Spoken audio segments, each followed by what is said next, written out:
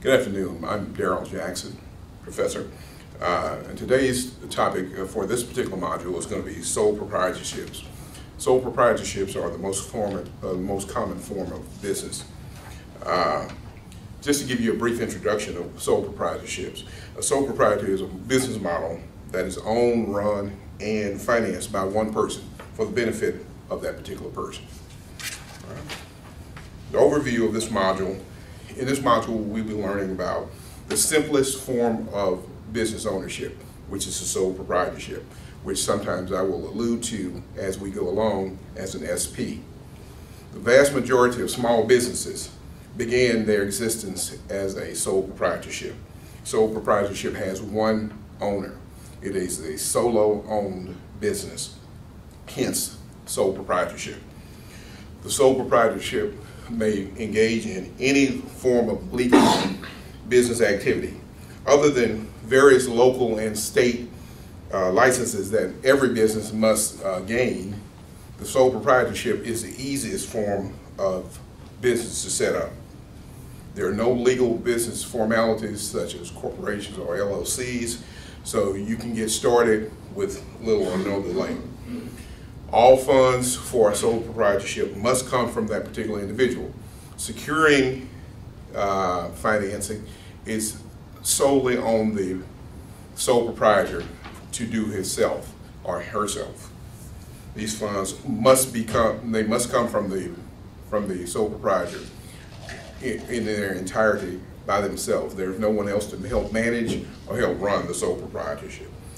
The Internal Revenue Service, or IRS, makes one exception to the sole proprietor rule, and that is a spouse of a sole proprietor may be considered part of the sole proprietor, even though that would make two people. They do not make it a partnership or a LLC for just that tax purpose. So you're taxed on all income and all liabilities fall on the sole proprietor. So if you had a situation where you had, for instance, Mary Jane's Flower Shop, if you incorporate that into the name, the person's actual name into the business, it's a lot easier. Otherwise, you may run into a problem with your fictitious name, typically called a DBA. Okay? The sole proprietorship is a traditional one-person business, what we like to refer to as a mom-pop shop. Now, even though we call it mom-pop, one of those individuals has to be the actual sole proprietor. As we said, a sole proprietor is a solo person who runs a particular business for themselves. Only one person can be that sole proprietor.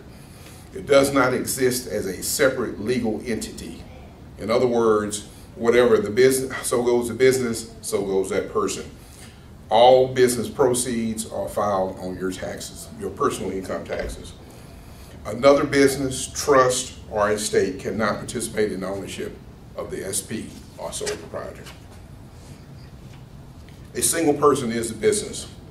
You must account for all business expenses and income on your personal income taxes. There's no distinction between the business income and personal income. It's all totally commingled. So whatever you make as a profit will be filed on your income tax, your personal income tax. SP will not cease to exist, when the owner dies, retires, or decides to sell the business. So as soon as you do something with the business, if you're a sole proprietor, the business ceases to exist as we know it in that particular form. You might sell it to another individual who might be a sole proprietor, or you might sell it to a company, or you might sell it to an LLC or partnership, what have you, but it will no longer be your sole proprietorship any longer. SP must make each and every decision during the course of the business that the sole proprietorship is in existence. Sole proprietorship is the easiest, simplest form to create. You acquire a business license and you're in business. In other words, you register the business with your local or county officials, and if it's an available name, such as my name, if I open up Darrell Jackson's Garage, then I'm in business. If I choose to get a fictitious name, it'll be something like Darrell Jackson doing business as ever ready auto, then I'd have to check with whatever entities, state entities and county entities that give out fictitious names. Otherwise, that's why it's so simple for me to go with Daryl Jackson's Garage, because that will automatically be available because that's my name. Okay. People who are, let me give you some examples of people who are generally considered sole proprietorships: freelance photographers, freelance craftsmen who bring their own tools and hire out their services to various individuals, salespeople who work on commission only. Those type of individuals are sole proprietors and probably don't even know it because they're solely responsible for their business enterprise. Taxes, the big boogaboo in this particular business bugaboo.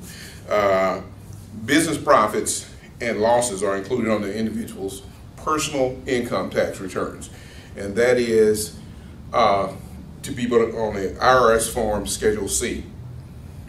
You include that with your personal income taxes and you're done with it. That's the simplicity of a sole proprietorship. A sole proprietor must pay the same taxes that any other business entity would. In other words, when we talk about income tax, sales tax, property tax, any other taxes that any other business would have, that's what they have. Okay. Liability. Here's the big problem with a sole proprietorship. Can be held personally liable for any business-related obligation. If assets of the sole proprietorship are not enough to cover the company debts, guess what? Creditors can go after the sole proprietor's personal assets. That's the protection that you don't get with a sole proprietorship, whereas you have the ease of filing taxes with your own income and the business income included all in one. You don't have the separate liability of a LLC or a corporation with a sole proprietorship. An example of personal liability situations possible that may possibly come up: you may have failure to pay your suppliers. They can go after your personal assets. If you default on a loan, the bank can go after your personal assets. Or if you were to lose a lawsuit as a sole proprietor, they can go after your personal assets. When you're raising and maintaining capital, that is is another crucial issue that sole proprietors typically have to deal with. Sole proprietors typically have more difficulty raising money than any other business entity. Why is that? Because they're perhaps viewed as having less credibility because they didn't have a LLC or they don't have a corporation. So some people say, well, you were kind of lazy in starting in getting a formal business type of model. So you have more problems raising money, getting loans and this and that because you're sole proprietor. They don't know exactly what you're going to do. And because you said, well, I'm in business today and I'm starting today, we don't know if this person didn't put any more effort into starting a business, getting an LLC or a corporation or a partnership. Should we lend them money, or are they a bigger risk? Okay? So you have to rely on your business assets and your personal income rating or history to raise funds. Now, if you have a blown credit rating, credit history, that's going to be a problem in obtaining more money because your money is the business money or the business money is your money. Okay?